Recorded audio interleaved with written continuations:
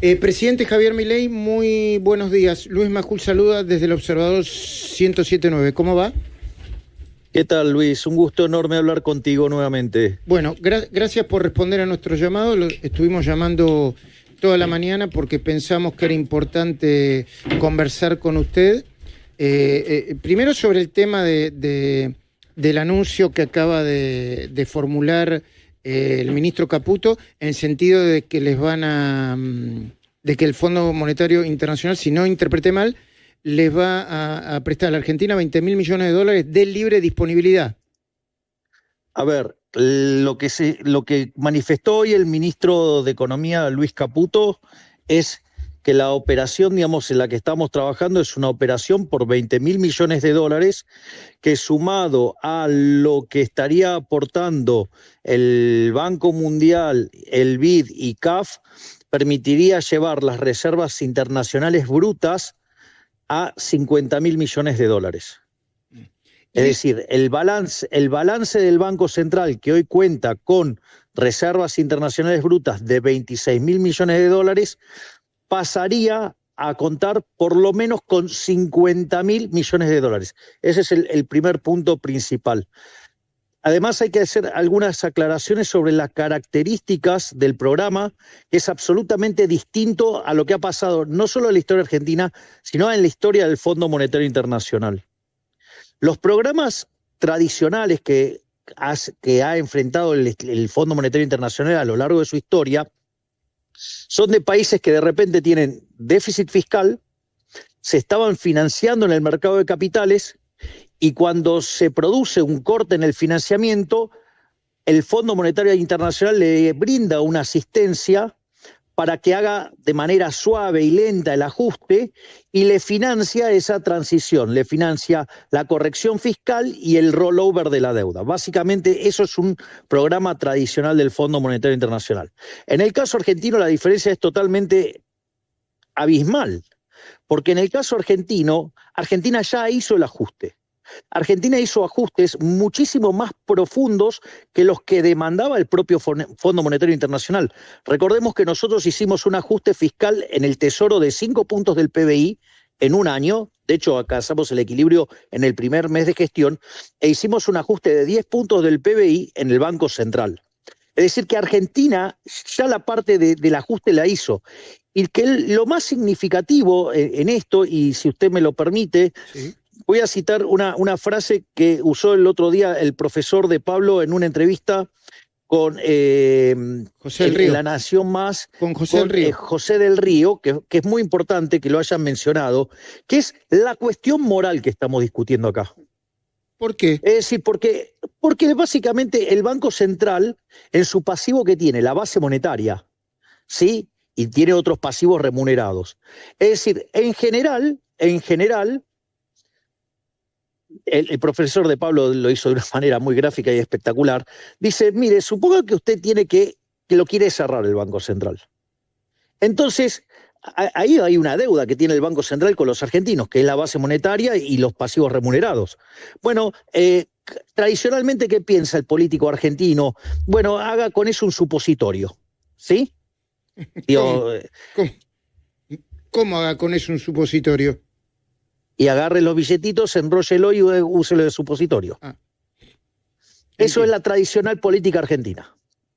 Eso es, por ejemplo, lo que le hizo la señora Cristina Fernández de Kirchner, que viene ahora a cacarear, ¿sí?, que estafó a los argentinos cuando, por ejemplo, hizo el préstamo del Bicentenario, que se llevó 10.000 millones de dólares, que a plata de hoy serían 15.000, contra papelitos. O sea, puso papelito de colores y ella fue y agarró y se la gastó. Es decir, por lo tanto, aquellos que están además econochantas mandriles, que están criticando a esta operación, me parece que entonces que expliquen por qué les pareció buena entonces la operación que hizo Cristina Fernández de Kirchner, estafando a todos los argentinos al poner papelito de colores y llevarse los dólares. Entonces, la operación acá consta que Argentina va a recibir, el Tesoro Nacional va a recibir esos dólares del Fondo Monetario Internacional y de otros organismos multilaterales, y con esto se va a cancelar letras intransferibles. Por lo tanto, esto representa una forma de, y de hecho lo es, de fortalecer la hoja de balance del Banco Central. Es decir, ahora los pesos, en lugar de estar respaldados por papelitos de colores, ahora van a estar respaldados por dólares. Entonces, mire, le paso, si usted me permite... Por favor. Digo, porque esto solamente es déjeme decirle... Solamente déjeme decirle, presidente, que se suma Horacio Cava, que habitualmente a esta hora hacemos el pase en el Observador 107.9 con él. Lo saluda Horacio Cava. Buen día, presidente, ¿cómo le va? ¿Qué tal, Horacio? Un placer enorme que también te vas a sumar en esta charla.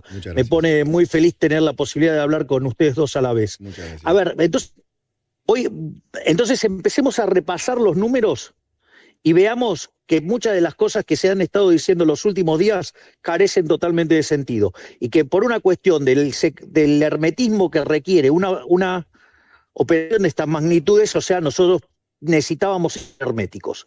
Hasta que anoche, Cristalina le dio Georgieva le dio el ok a Toto Caputo para poder revelar manifestar el monto. Exactamente. A ver, si ustedes se fijan, yo recién dije, las reservas internacionales brutas van a pasar a ser de por lo menos 50.000 millones de dólares. Es decir, que en el activo del Banco Central vamos a pasar a tener 50.000 millones de dólares. Entonces el punto es, bueno, ¿qué tenemos en el pasivo? Si yo tomo la base monetaria en el formato tradicional, que tiene que ver con los pesos que nosotros usamos para hacer transacciones y el encaje de los bancos, es decir, el efectivo que los bancos tienen en caja, esos son 29 billones de pesos. Si yo esos 29 billones de pesos los convierto al tipo de cambio oficial, la base monetaria de Argentina son 26.000 millones de dólares. ¿Y eso qué significa? Tendríamos una base... ¿Cómo? ¿Y eso qué significa, presidente, para que lo entendamos significa mejor? Que cada peso tiene el doble de respaldo de dólares, básicamente, al tipo de cambio oficial. Porque al tipo de cambio oficial la base monetaria sería de 26.000 millones de dólares y tenemos reservas brutas por más de 50.000 millones de dólares. Presidente, ¿le puedo hacer una pregunta? Dame un segundo, no, Luis. Sí, por favor. Please. Sí, por favor. Porque quiero que queden claras las cuentas. Bien. Exacto. Y lo vamos a poner en otros términos. Si lo hacemos al tipo de cambio paralelo, ¿sí? De 1.300, la base monetaria sería de 22.000 millones de dólares. Es decir, tengo 50.000 millones de dólares para respaldar 22.000 millones de dólares. O sea, tengo más que el doble. No sé si soy claro en lo que estoy diciendo. Sí, está diciendo que no hay peligro. Está diciendo que no hay peligro ni de corrida, y la pregunta es, estoy diciendo que hablar del tipo de cambio es irrelevante, porque son tantos los dólares que respaldan la base que me podría sacar toda la base monetaria al tipo de cambio oficial y me sobrarían además 24.000 millones de dólares. Y para que se entienda todavía más, está diciendo que de ninguna manera va a haber una devaluación. Pero obviamente si acá la cuestión es que faltan pesos, no que faltan dólares. Es decir, si tengo respaldo por 50.000 millones y la base lo quiere hacer al oficial, 26.000 millones de dólares.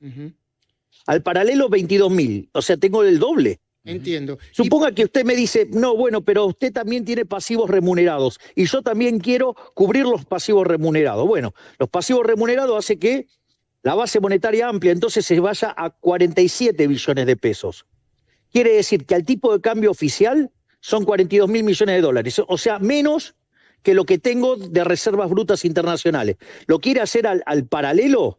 Bueno, son 36.000 millones de dólares, o sea, me sobran al paralelo me sobran 14.000 millones de dólares, al oficial me sobran casi 10.000 millones de dólares. Entiendo. Presidente, es irrelevante la discusión cambiaria.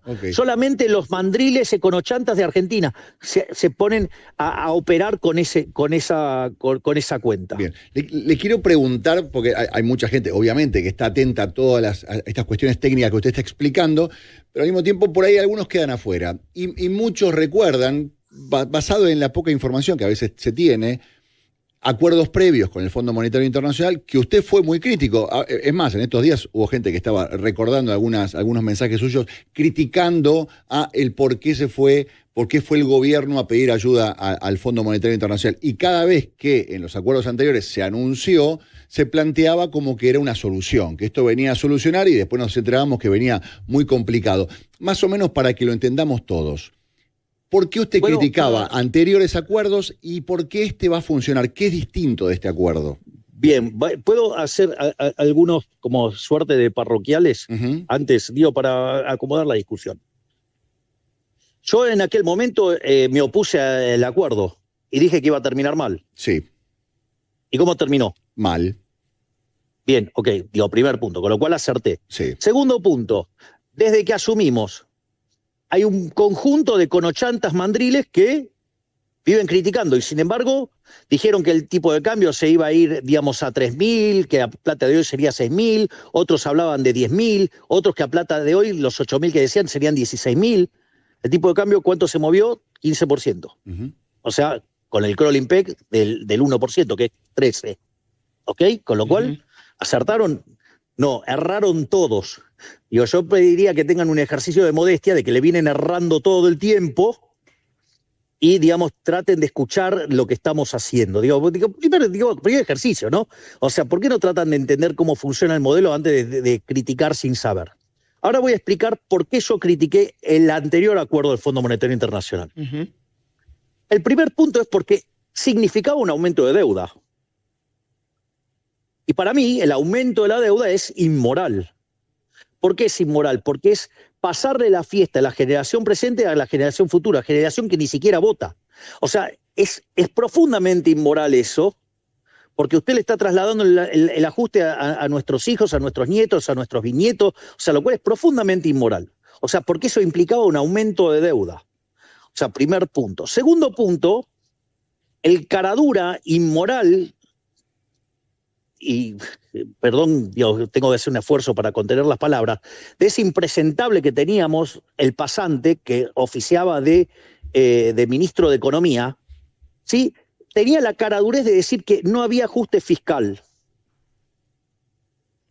Y cuando usted miraba, entonces, ¿cómo corregía? ¿Cómo es que no había ajuste fiscal y mejoraba el resultado fiscal para poder acceder al acuerdo con el fondo? Sucede que el señor decía que como el gasto público no bajaba, entonces no había ajuste fiscal, es decir, que nos iba a reventar la cabeza a todos con impuestos. ¿Ok? Con lo cual, digamos, ese tipo de ajuste es recesivo. Y de hecho, ese señor se fue en el medio de una crisis. ¿Sí? Porque no nos olvidemos que nos dejaron plantada, porque después vino, digamos, Bataki, otro desastre, y después vino Masazarasa, ¿sí? ¿Sí? Y que dejó la inflación corriendo al 54% mensual en mayorista, o sea, 17.000 anual. El sinceramiento de los precios implicó llevar la pobreza al 57%, ¿sí? O sea, y combinábamos lo peor de las tres grandes crisis de la Argentina, ¿no? Porque combinábamos el desequilibrio monetario del Rodrigazo, del 75-76, combinábamos con niveles de pobreza mucho más altos que los que teníamos en la salida de la convertibilidad y un desequilibrio en el Banco Central peor que el que teníamos en la previa de la hiperinflación de Alfonsín del 89. Ese paquetito nos dejaron, ¿no? Lo cual iba a ser la peor crisis de toda la historia argentina. Dicho esto, la realidad es que este acuerdo, ¿qué es lo que tiene de distinto? Que no sube la deuda, porque es tomar esos fondos del Banco Central para pagar la deuda que tiene el Tesoro con el Banco Central. Eso implica que al mejorarle el respaldo a los pesos que andan circulando, la moneda se fortalece, vale más. ¿Cuál es la contracara de eso? Que usted tiene menos inflación. Es decir, y esto no pasó nunca. De hecho, la deuda va a bajar después de esto. Porque como los títulos no cotizan a la par, entonces vamos a poder cancelar más deuda todavía. Vamos a hacer un saneamiento del balance del Banco Central con, además, caída de la deuda bruta total. Presidente, esa es la gran diferencia. Bueno, presidente, ¿y cómo explica usted? ¿Puedo hacer una nota más, por favor, Luis? ¿Cómo no? Porque viene a lo que preguntó Horacio. Perdón sí. que... No, por favor. Que te haya interrumpido. No, por favor. Pero el punto es el siguiente. Yo les recuerdo, cuando nosotros dijimos que íbamos a hacer el ajuste que hicimos, que decían que era imposible. Sin embargo, nosotros ajustamos 5 puntos del PBI y lo hicimos en un mes. ¿Sí? Después en 6 meses tardamos en hacer el ajuste del Banco Central, que son 10 puntos más. ¿Qué nos dijeron después de eso? Que entonces íbamos a hundir a la economía. De hecho, digamos, cada vez que se hicieron ajustes de estas características, por lo menos la economía debería haber caído más de 10%. ¿Sí? Sin embargo, este año que pasó, La economía, medida por el estimador mensual de la actividad económica, terminó 5% arriba del año pasado. Es decir, no solo que bajamos la inflación de 54 a menos del 1,5% en mayoristas, no solo eso, con lo cual terminamos con deflación en dólares, no solo eso, sino que además, como si esto fuera poco, bajamos la pobreza de 57 a 34, con lo cual sacamos de la pobreza a más de 10 millones de personas y el PBI subió. Es decir, ¿por qué? Porque esta vez, ¿por qué ha sido diferente? Porque es la primera vez en 124 años que el ajuste fiscal se hizo castigando al Estado y no al sector privado. Y esa es otra gran diferencia que esta gente no quiere aceptar y que no puede ver. Yo no sé si no puede verlo porque son obtusos, porque son necios o porque directamente presentan un déficit de IQ severo.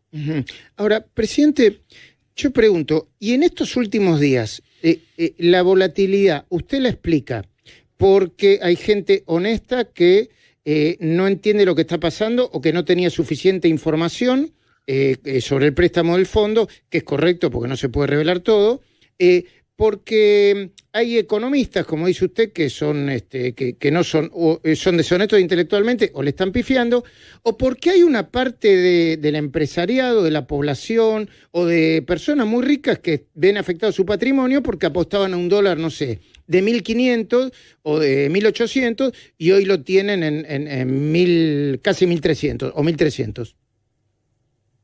A ver, lo que hay que hacer es que tener claro, digamos, la situación en la cual ocurrió todo esto. Es decir, esto no es solamente economía, Luis. Acá hay otras cosas. ¿Qué cosas? Acá se mezcla la política. Y acá esto es mucho más delicado que lo que puede estar pasando a mercado. Acá hubo un intento de golpe en lo que tiene que ver en la cuestión institucional política, en lo que tiene que ver en la cuestión de la calle y en la cuestión del mercado. O sea, el mercado es solamente una parte de todas estas cosas. Vamos a ponerlo en estos términos. Días atrás, en el Congreso de la Nación, el kirchnerismo intentó hacer un golpe desde la vía institucional. Es más, ¿qué es lo que pasa? Sucede que Cristina está nerviosa. ¿Sabe por qué? Porque Casación le revocó el recurso y ¿sabe qué? Ya sabe que va a ir presa. Es decir, este es el dato. La señora Cristina Fernández de Kirchner sabe que va a ir presa. Consecuentemente, está haciendo lo que se llama, en teoría de los juegos, quemar las naves. Es decir, la frase quemar las naves tiene que ver con el hecho de que cuando llega Cortés y quiere avanzar, para que sus soldados no se retraigan, ¿qué hizo? Quemó las naves, entonces, digamos, o peleaban hasta morir o morían, pero peleaban. Bueno, entonces, y eso es lo que ella está haciendo. Ella está quemando las naves, ellas y los delincuentes de sus socios, ¿no? Llámese Kichilov, Massa, digamos, o sea, todo el cuarto gobierno kirchnerista deplorable que dejó el país al borde del abismo. Entonces, fíjese que durante lo que fue toda la sesión del Congreso, ella llamó activamente a diputados para que no nos dejaran pasar el DNU. Primer punto. Digo, para que vea cómo, digamos, ahí tiene un elemento político. Claro, no solo eso, y además la búsqueda del juicio político. Digo, ¿para qué? Porque ¿sabe lo que pasa, Luis? Que si esto sale bien, no vuelven más. Entonces, por eso están todos. Es más, fíjese que el nivel de sabotaje, cuando ya ven que logramos pasar el dictamen, ¿sí?, de comisión bicameral del DNU y vamos al recinto y saben que les vamos a ganar la elección, ¿qué hicieron? Mandaron al Fondo Monetario Internacional una carta diciendo que no se iban a hacer cargo de lo que nosotros tomáramos de deuda. Digamos, más desestabilizante que eso. O sea, ellos que son los fanáticos del Estado presente niegan la continuidad del Estado. O sea, una cosa verdaderamente disparatada. Para que se den una idea del intento, digamos, institucional de romper las cosas. ¿Por qué? Porque la señora va a ir presa. Va a ir presa. Y eso es lo que la tiene como loca. Primer punto. El segundo punto es lo que pasó en las calles. Lo del miércoles ¿Sabes 12 de marzo. El miércoles, exactamente, me entendió perfecto. Lo que pasó el 12 en las calles no fue una cosa trivial. Digo, fíjese, cuando usted tiene, digamos, la última manifestación, ¿cuánto tiempo tardó en desarmarse? 20 minutos. O sea, usted desarticula una marcha en 20, 30 minutos. Son muy revoltosos, ¿sabe cuánto tiempo? 20. Perdón, 2 horas. Es más, yo no sé, Horacio, pero digamos, Luis, tú tienes Sí. una edad más o menos como la mía, Sí. vos has visto los barra bravas Sí. pelear, Sí. ¿no? Digamos, o sea, en la época del Mundial de 86, digamos, nosotros teníamos nuestros barra bravas que eran peores que los hooligans. ¿Cuánto tiempo duraban en un combate? 2 horas, 3 horas.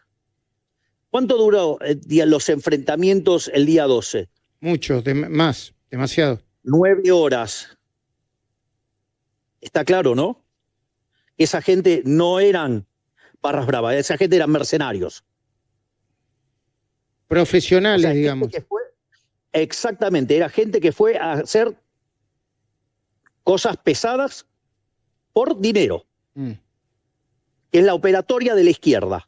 Entonces después, cuando yo hablo de los woke, cuando hablo del socialismo, todo, y todo dicen, ay, ¿de qué carajo está hablando? De este tipo de cosas, porque así actúan. Es decir, digamos, después no conectan, es como, digamos, ¿qué le parece lo que le pasa en materia de seguridad en la provincia de Buenos Aires? La provincia está, no les gusta que digamos bañada de sangre, detonada. Es un baño de sangre, es un baño de sangre. Bueno, ahí usted tiene la aplicación del concepto woke a la seguridad y la justicia, o sea, Zaffaroni. Entonces, ¿entiende? Digamos, cuando yo voy y hablo en Davos y puteo contra los wokes, bueno, ahí tiene una aplicación concreta. O los intentos de la izquierda de desestabilizar cuando no ganan ellos. Son eso. Sí. Pero, ¿sí? presidente, O la perdone que lo interrumpa. Usted está diciendo abiertamente que hubo un intento de golpe de Estado, de desestabilizar la democracia a través de estos hechos violentos. No, digamos, no fue un acto Horacio, de jubilados y nada más. ¿Y vos crees que un jubilado puede estar 9 horas? No, por supuesto que no. De 9 horas? Pero para usted no queda ninguna duda de que ese acto fue para desestabilizar su gobierno. Horacio, digamos, no quiero ser indiscreto preguntándote la edad, pero, a ver, digamos, cuando vos ibas a la cancha, cuando yo iba a la cancha y veía a los barra brava, digo, un barra brava no puede estar en una situación de enfrentamiento por más de 2 o 3 horas. ¿Me explicás cómo puede ser que estuvieron 9 horas? Hubo un plan, usted dice que hay un plan detrás de todo esto, que no es casualidad y que lo que se está buscando es... Obvio, no... y que lo financió, digamos, que lo financiaron los intendentes de la provincia de Buenos Aires. De hecho, la doctora Bullrich los denunció. Entonces, lo que quiero decir es, probaron por la vía institucional, probaron por la vía de la violencia, apropiarse de las calles, y no solo eso, sino que además probaron la vía de mercado. Ahora, presidente, también, es una mirada personal, también aprovecharon un momento de debilidad política de algunos errores, forzados o no forzados, que cometió el gobierno. ¿Usted lo admite eso? Hay algunos que, sí, a ver, no comparto todas las definiciones de errores. Ejemplo, yo te escuché decir en un editorial, digamos, el error de Davos, y lo de Davos no es un error. O sea, digamos, digamos, o sea, no estén acostumbrados a escuchar un discurso fuera de la caja, digamos, y que la sociedad no quiera admitir, digamos, que le han estado lavando el cerebro durante 40 años, lo lamento, o sea, digamos, o sea, pero a mí me caracteriza por decir verdades incómodas. Entonces, o sea, digo, porque te puedo asegurar, digo, que he recibido, aparte, digo, es de mercado. A ver, yo estuve hablando del tema de los woke y ¿sabes cuántas personas estuvieron tuiteando sobre el tema? ¿Cuántas? 400 millones de seres humanos. Es decir, tenía al 5% de la población mundial en Twitter hablando de mi discurso. ¿De qué fracaso me viene a hablar de, digamos, o sea, digo, que al periodismo no le guste que yo hable de cosas que los ponen en un lugar incómodo porque les estoy mostrando que lo que dijeron durante los últimos 40 años está todo mal? Bueno, lo siento. Es decir, pero eso, digamos, o sea, no, está bien, pero en este sentido lo digo yo, no, sin querer discutir personalmente, le digo en este sentido. Si su mejor agenda es económica y si ya recogió frutos de sus toma de decisiones económicas y la política económica. ¿Para qué abrir una agenda que tape la buena gestión? ¿Se entiende, no? Eso. Pues pero ¿sabe lo que pasa, Luis? Usted, mire, yo se lo voy a hacer. Dígalo sin. A mí no me asuste, dígale fuerte, no hay problema, ¿eh? Luis, no, estoy tratando de armar la oración de manera ordenada para que se me entienda, ¿sí? Por ejemplo, el caso de Chile, digo, previo a todas las revueltas que tuvieron, parecida como la que quisieron hacer acá. Pregunta es, en ese caso, ¿no era los logros de la economía chilena no eran impresionantes? Es cierto.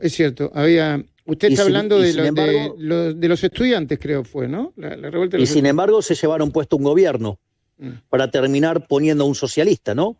Socialista / comunista, sí. ¿Cierto? Por elecciones libres. Bien, ok. Sí. Está bien, sí. Pero de vuelta, el dato es fáctico, ¿sí? A ver, entonces, ¿qué es lo que quiero decir? Usted puede hacer un gobierno maravilloso y si usted no da la batalla cultural, a usted se lo van a llevar puesto. Entonces, nosotros trabajamos en 3 líneas. Nosotros trabajamos en una línea de gestión, vaya que, digamos, o sea, somos eficientes porque pasamos la inflación del 54% al 1,5%.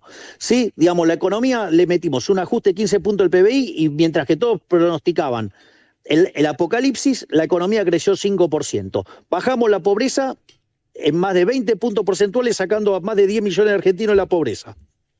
Obviamente que los logros de la gestión económica argentina, digamos, están siendo motivo de admiración mundial y de hecho, digamos, o sea, han venido muchísimos académicos de fuste a mirar el caso argentino, llámese el premio Nobel de Economía Thomas Sargent, digamos, he estado con Kenneth Rogoff, con Arthur Laffer, digamos, han venido otros economistas argentinos muy prestigiosos que son profesores en universidades extranjeras, como el caso de Álvarez o el caso de Nicolini, digamos, y me estoy olvidando, digamos, algunos, digamos, economistas importantes también que vinieron, pero digo, o sea, es una lista enorme. Dicho esto, entonces, primer punto, está claro. Pero bueno, ese error no, pero algunos errores sí, ¿no? El tema de la criptomoneda. Sí, Dios, sí, digamos, o sea, de vuelta, y ya lo dije, o sea, ex ante, digamos, no me arrepiento nada, es post, digamos, está claro que, digamos, no lo hubiera hecho es post, digo, porque, digamos, o sea, pero sin embargo, fíjese, digo, porque los medios, o sea, digo, informan, digamos, parcialmente, ¿no? Porque la Security Exchange Commission, ¿qué dijo? Que no eran security, por lo tanto, no había estafa ahí. Y no solo eso, sino que además la demanda que se hizo en la Corte Suprema de New York, ¿sí? Digamos que se juntaron 200 personas, 200 damnificados, no fue por estafa, fue por publicidad engañosa. Sí. Y yo no estoy anotado ahí. Y la única demanda que está, digamos, en Estados Unidos contra mi persona, ¿sabe quién la hizo? ¿Quién? Gregorio Dalbón. ¿Lo conoce? O sea, ¿se da cuenta que es todo humo? Entonces, digo, yo entiendo que la gente, o sea, que usted no entienda algo, eso no quiere decir que sea una estafa. No. Presidente, ¿okay? usted hablaba recién del cambio o de la batalla cultural recién con Luis. Luis decía, bueno, ustedes tienen una cuestión económica, hay varias cosas que están sucediendo y hay mucha gente que habla de la oportunidad o no, el timing o no, de abrir también la batalla cultural o el debate con respecto a la política de memoria, verdad y justicia que propone su gobierno. Ya hace un año usted había propuesto esta memoria, verdad y justicia completa. Y este 24 de marzo... ¿Acaso no lo dije en el debate? Sí. O sea, yo no estoy de acuerdo con esta visión tuerta que nos quiso imponer el kirchnerismo. Sí. Y siempre dije, quiero la memoria completa. O sea, una verdad contada a medias... No es verdad, es una mentira. A usted lo acusan de negacionismo, entonces, de no reconocer a los desaparecidos y en cierta forma... Yo digamos, digo, que me acusen de lo que quieran, porque la verdad que no se han guardado en nada de acusarme. O sea, digo, también me acusan de nazi y creo que debo ser la persona, digamos, más pro-Israel del mundo. Sí, de hecho, digamos, me van a otorgar un premio que es el premio Génesis, que es el premio Nobel judío. Sí. ¿Sí? Y que de paso le cuento, digamos, el piso del premio son $1 millón y que además lo voy a donar. Digo, Pero digo, ¿por qué es importante digo, para usted me en este parece- momento dar esta batalla cultural y que se hable de la historia como usted la describe completa? ¿Por qué ahora? Porque yo estoy cansado de la mentira. Yo no me puedo sentar a discutir con alguien, digamos, o sea, ¿sabe lo que pasa? Que usted no puede construir nada sobre una mentira. Entonces, en tanto y en cuanto, ¿sí?, no admitan que no fueron 30.000, no se puede discutir. Usted no puede, digamos ¿cómo va? A ver, vamos a esto. Agarremos el dato de inflación mayorista, el último dato. ¿Cuál fue? 1,5. 1,6, 1,5, 1,6. Sí, por ejemplo, 1,6. Bueno, ahora empezamos a discutir que, no, los kirchneristas empiezan a decir que fue 10. Bueno, ¿qué puede discutir usted con eso? Pero no es un tema usted no solamente puede, del kirchnerismo, presidente. Aparte del PRO, en la provincia de Buenos Aires se estableció que son 30.000, digamos. Hay mucha gente que considera que es un debate que ya se cerró. No, porque usted no puede cerrar un debate. No, quieren cerrar el debate porque hay una mentira. ¿O acaso Luis Labraña no dice que justamente inventaron el número para poder recibir fondos? Y usted lo que dice... Bueno, entonces digo, lo que quiero es la verdad. Quiero la verdad. Los desaparecidos fueron 8.753. Una aberración. Y esto no significa... Condeno lo que hicieron las Fuerzas Armadas porque tienen el monopolio de la violencia. Entonces, usted, cuando tiene el monopolio de la violencia, por más que el otro actúe mal, eso no le da derecho a usted a actuar mal. Punto 1. Punto 2... Del otro lado también hubo crímenes y también, digamos, tienen que ser considerados como criminales. Es decir, y es más, y también me parece una barbaridad creer que el terrorismo en Argentina empezó el 24 de marzo del 76, cuando en realidad los primeros actos terroristas en Argentina comenzaron en 1969. Y la AAA, ¿sí?, digamos, la creó, digamos, un gobierno peronista. Y la metodología de desaparición de personas la inventó el peronismo. Entonces yo entiendo que hay cosas que no les resulte cómodo, digamos, al arco político discutir. Pero si usted no pone la verdad sobre la mesa, usted no puede avanzar. ¿Por qué se cree que recurrentemente los argentinos estamos peleando por lo que pasó en los 70? Porque no quieren mostrar la verdad. Entonces, en tanto y en cuanto la verdad sea ocultada, usted no va a poder avanzar. Ahora, digamos, porque... Y una de las cosas que hice el 24 de marzo, que fue, desclasifiqué los archivos. Del 76 al 83. Sí. Exacto, sí, porque Cristina lo había hecho, pero podían acceder, no estaba implementado. ¿Quién puso lo que había que poner para que se implemente? Yo lo hice. Para que se sepa la verdad. Entonces la gente va y que pueda investigar, no estar mirando la versión tuerta que me quieren imponer Carlotto Bonafini, por decirlo de alguna manera, y todos los terroristas que están adentro de las filas del kirchnerismo. Presidente, dicho sea paso, también desclasifiqué los archivos de los nazis en Argentina, ¿no? Sí. Y eso, perdón, le pregunto porque tengo desconocimiento de eso. Eso implica no sé, muchos años para atrás, ¿no? 1940 y pico.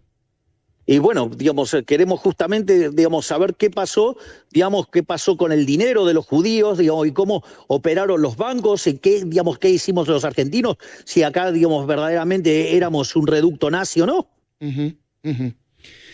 Presidente, le quiero hacer una... Usted se da cuenta que esto, digamos, esto es único en el mundo. Usted sabe que somos el primer gobierno en el mundo que se anima a hacer esto, ¿no? No lo sabía. No lo sabíamos. No lo sabía. No. Yo por lo menos no lo sabía. No, yo tampoco. Presidente, este es un año electoral. Cada tanto hay dirigentes del PRO, de manera honesta, que dicen, incluido el expresidente Macri, que dice, a media lengua, ¿no? Che, pero nosotros de alguna manera ayudamos mucho a este gobierno, apoyamos de manera legislativa, estuvimos ahí en la segunda vuelta. ¿Por qué no se puede terminar de hacer un acuerdo? No sé si en todo el país o en los lugares donde se puede hacer el acuerdo, incluido la Ciudad de Buenos Aires, donde hay elecciones del 18 de mayo, pero que algunos, yo le digo, no importa mi opinión, pero yo pienso que tienen mucho más que ver el núcleo del PLO con el núcleo de la Libertad de Avance y sus votantes que cualquier otra fuerza política que se quiera parecer o acordar. ¿Por qué no se llega? Si usted se fija, en muchísimas partes del país estamos avanzando juntos. Y de hecho, en la provincia de Buenos Aires hemos dado claras señales de que vamos juntos. O sea, no es casualidad la foto, digamos, con Santilli, Ritondo, Sí. con Sebastián Pareja, Lule Menem, digamos, y mi hermana. ¿Y qué impide eso en la ciudad, Y presidente? faltaba Expert, que, digamos, Se había muerto su madre. desafortunadamente, había fallecido la madre. Pero ¿y por qué en provincia sí, en ciudad no, presidente? ¿Qué lo impide? Y pregúntele al señor Jorge Macri por qué, digamos, o sea, quiso desdoblar las elecciones y además, o sea, se encarga de agredir a mi fuerza. A pesar de la infinita buena voluntad que pongo yo todo el tiempo. Porque así como reconozco cómo el PRO ha trabajado fuertemente con nosotros, también, digamos, me parece raro, digamos, la forma en la cual se ha manejado Jorge Macri. ¿En qué cosas lo agrede Jorge Macri a su fuerza? Y bueno, usted, digamos, o sea, hay formas de mirar cosas que pasan en redes y demás. Presidente, pero eso implica que ya no haya ninguna posibilidad de acuerdo en la ciudad, o después de las elecciones del 18 de mayo puede haber un acuerdo entre La Libertad Avanza y entonces, ¿y por qué quiso separarla? ¿Y por qué entonces quiso separar la elección? Bueno, la versión de la versión de la gente Jorge Macri es porque no acordaban juntos en la legislatura y tenían muchas diferencias con algunos legisladores de La Libertad Avanza. Y bueno, será porque nosotros tenemos una agenda liberal de verdad.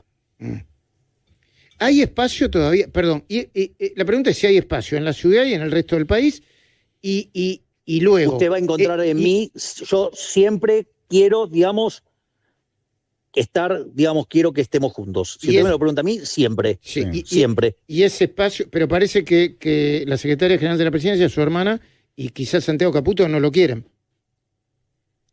Bueno, digamos, las cosas que hace Jorge Macri no me ayuda tampoco a negociar dentro del Triángulo de Hierro.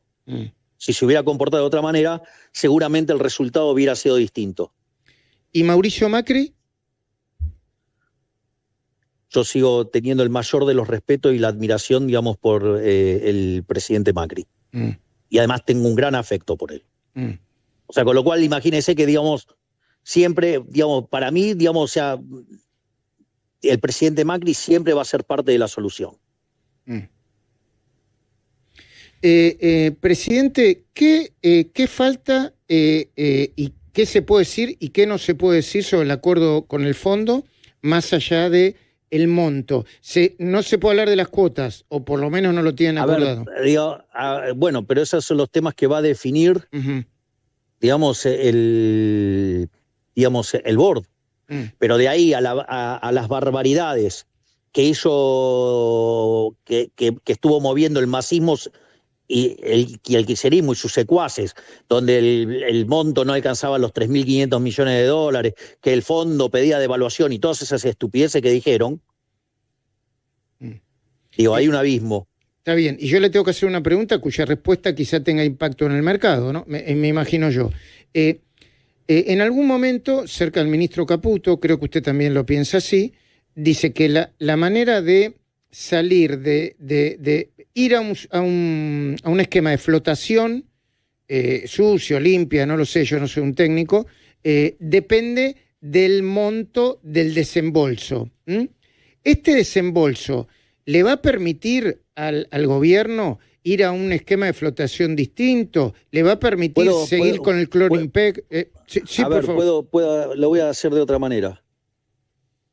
Es inmaterial la discusión. Porque si voy a tener 50.000 millones de dólares de activos, de reservas internacionales brutas, contra una base monetaria al tipo de cambio oficial de 26.000 millones de dólares, es inmaterial la respuesta. Digamos, o sea, usted tiene un montón de dólares para poquitos pesos. Y además no tiene déficit fiscal, no emite por sector financiero, con lo cual automáticamente, o sea, hay muy poquitos pesos y hay un montón de dólares. Bien. Y el cepo, pero... o sea, lo que quiero decir es, estamos muchísimo más cubiertos que lo que era la convertibilidad. Y con respecto al cepo, porque usted anticipó que el 1 de enero del año que viene no iba a haber cepo, y en cierta forma No en va a algunas existir entrevistas más el usted cepo. anticipó que El cuanto 1 antes de enero acordemos con no el va a Fondo existir. Monetario. ¿Esto acerca la Cuanto posibilidad de antes levantar el y en- cepo? Depende de cómo me estructuran los desembolsos. Ok. Pero lo que digo es, no tiene, o sea, técnicamente no tiene aire para subir el tipo de cambio. Ujú. Digo, de vuelta, nos vamos a ir a una relación de 50 a 26. Sí. 50 de reservas contra 26 de base. Porque los que usted denomina como econochantas están diciendo estos dólares se van a seguir usando para dibujar el dólar y para mantenerlo artificialmente bajo. Digamos, o sea, digo, de vuelta, las reflexiones de los tipos que vienen pifiando duro y parejo en los últimos 15 meses. Ujú. ¿Le puedo hacer una última pregunta yo? Porque le quitamos mucho tiempo ya y le agradezco. Nos está dando más tiempo del que pudimos acordar previamente. La expresidenta acaba de tuitear, Che Milei, y dice, ¿cómo es que, Es explícame, una dice, historia irrelevante. ¿Cómo La futura presidiaria, no me interesa lo que diga la futura presidiaria. Ah, Digo, que agarre y empiece a practicar cómo escribir sus memorias en los ladrillos de la cárcel. mm, O si le dan la domiciliaria en la casa que decida recluirse. mm. Bueno, presidente, no sé si tiene algo más que decir, yo le agradezco mucho nuestra No, yo digo, estoy acá, una ustedes me insistencia. preguntan, yo contesto. No, bueno, si Ustedes tenés me alguna preguntan, otra yo pregunta. contesto. No, está bien. No, pues, quiero aclarar que nosotros, nuestra producción lo llama con insistencia cuando hay temas tan sensibles, no deja de hacerlo, somos periodistas, y el presidente tuvo la gentileza Bueno, pero de no les pude atendernos. atender antes. No les pude atender antes porque estaba reunido con Coca-Cola, que va a hacer una gran inversión en Argentina. Ah, bueno. Interesante. La última, presidente, ¿puedo preguntarle con respecto a política internacional? Sí, claro, obvio. ¿Cómo está la situación Trump-Zelensky, Milei? A ver, acá lo importante es lo siguiente. Yo siempre me manifesté. Yo digo dos cosas. ¿Cuál fue mi propuesta de campaña en política internacional? Alinearse con Estados Dije que Unidos me e iba a Israel. alinear. Ok, listo. Entonces, o sea, ese es el plan maestro. Sí, Alineado con Estados Unidos y con Israel. claro. Pero una de las Igual, primeras digamos, personas así. que vino a saludarlo fue Zelensky. ¿Cómo queda esta relación, digamos, dónde Exactamente, Zelensky queda en el medio? con quien además tengo una excelente relación y Sí. he hablado hace pocos días. Sí, Y, digamos, y él valora enormemente mi involucramiento en la búsqueda de la paz. O sea, lo que nosotros estamos haciendo es trabajar activamente para que haya una solución y se alcance la paz. Y que le puedo asegurar que cada día está más cerca. Pero ahí, digamos, o sea, lo que hay que ponderar es el enorme trabajo, monumental trabajo que está haciendo el presidente Donald Trump. Admirable. Porque no solo está trabajando activamente en resolver el conflicto entre Rusia y Ucrania, está trabajando activamente en resolver el conflicto de Medio Oriente y está trabajando activamente para resolver también el conflicto que tiene Armenia con Azerbaiyán. Obviamente que en todo lo que yo pueda acompañar en la búsqueda de la paz, obviamente que lo voy a hacer. Presidente, ¿Adorno iba a ser candidato, perdón, ya que aprovecho los últimos segundos, ¿Adorno iba a ser candidato en la Ciudad de Buenos Aires? Eso hay que preguntarlo en la oficina de al lado mío. ¿Y a usted qué le gustaría? Yo, digamos, bastante tengo con la gestión y la batalla cultural como para ocuparme de esas cosas. ¿Patricia Bullrich puede ser candidata? Me encantaría porque arrasaría. Uh-huh. ¿Karina Milei? Lo dudo. Lo dudo. Federico Sturzenegger. Pero me parece que Federico está haciendo una tarea verdaderamente superlativa. Me parece que la motosierra se ha convertido en un emblema del mundo y Federico está siendo consultado por varios gobiernos. El propio Fondo Monetario Internacional lo convocó. Es más, le cuento algo. Recién yo estaba en la reunión de Coca-Cola y me pasaron una serie de cuestiones que tienen de problemas regulatorios. Automáticamente lo llamé a Federico, les arreglé una reunión y se fueron de acá, se fueron a verlo a Federico y están viendo todas las trabas regulatorias que tiene en Argentina. Sí. Presidente, ¿usted mira el minuto a minuto de los mercados, así como nosotros miramos el minuto a minuto del rating?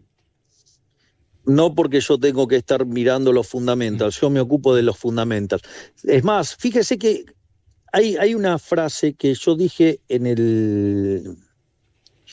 en el discurso del 1 de marzo, donde yo dije, miren que la línea no es un movimiento rectilíneo uniforme y que lo que importa es la tendencia y va a haber volatilidad. Entonces, yo, digamos, entiendo la volatilidad, entiendo que hay un dicho en ajedrez que dice las negras también juegan. Bueno, acá también, digamos, o sea, digamos, los enemigos del gobierno juegan, han hecho movimientos claramente para hacer problema, aprovechando el hermetismo que implica una negociación. Por ejemplo, no sé, si Horacio estuviera negociando un megacontrato ahora. No, por favor, no doy idea. No. Sí. Está bien, pero... Sí.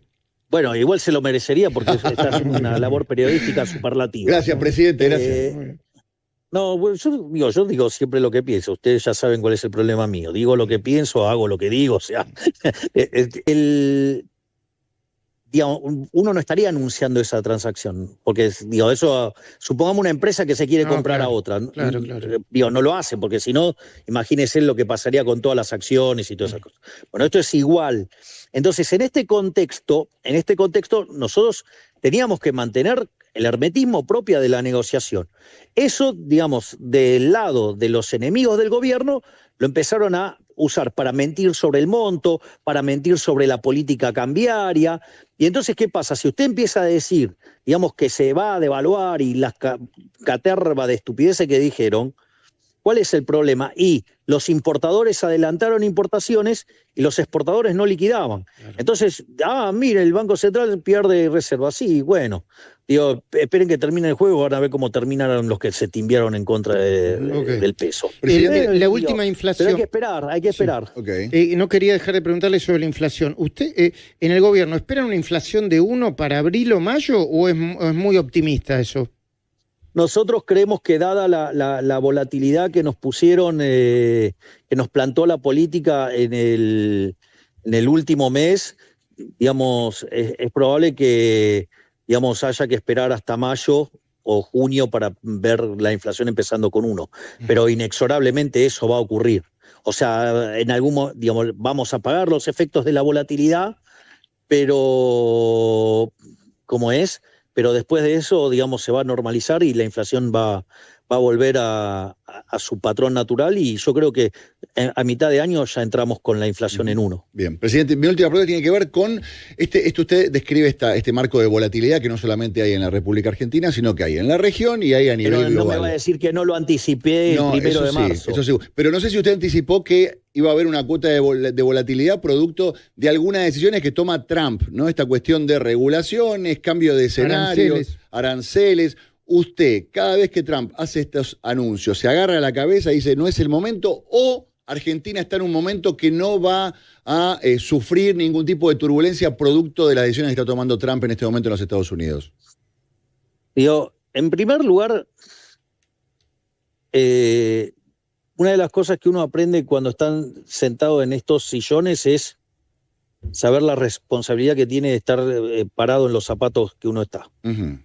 Primer punto. Con lo cual jamás se me ocurriría hacer, digamos, no tengo nada que decir, digamos, de las decisiones que toma el mandatario de la primer potencia mundial. Me parecería una cosa irreverente, digamos, o sea, desubicado. Es el primer punto. El segundo punto, que no es menor, es que la prensa internacional, que es woke mayoritariamente, algunas son más escandalosamente woke y anti-Trump, no sé, llámese CNN o llámese, no sé, New York Times, que son directamente, pasquines,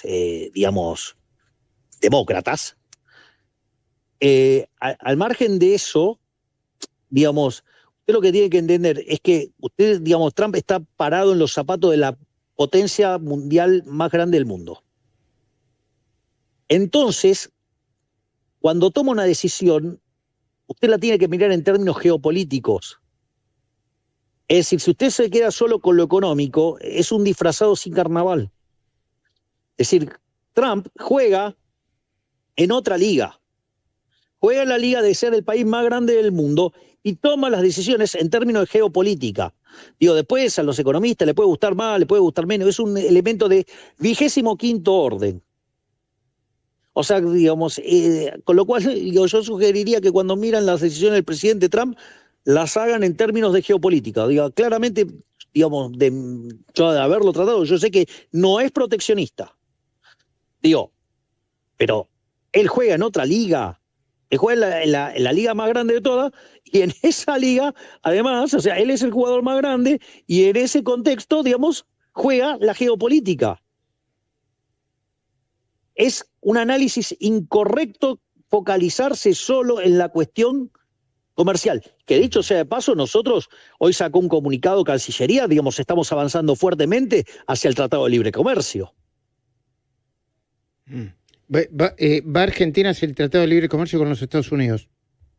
Nosotros estamos, digamos, absolutamente comprometidos en avanzar en una Argentina que comercializa con todo el mundo. Sin necesidad de irse al Mercosur. No necesariamente, digamos, eso no implica salir del Mercosur. Podemos hacerlo, hay algunos mecanismos que podemos utilizar, digamos, estando en el Mercosur. Presidente, muchísimas gracias por el tiempo. De nuevo, disculpa porque nos pasamos un poquitito del tiempo previamente acordado. Volveremos a hablar en otra oportunidad y agradecidos por el contacto. No, por favor, muchísimas gracias a ustedes y les mando un gran abrazo tanto a ti, Luis, como al querido Horacio. Gracias, muy bien, presidente. Muy bien. Muchas gracias. Abrazo. Hasta la próxima. El horario del almuerzo. Entonces, lo enganchamos justo. No, lo veníamos llamando y salió de una reunión con Coca-Cola, entiendo yo. Y sí, es lo que planteaba recién él. Y bueno, muchas escúchame. cosas,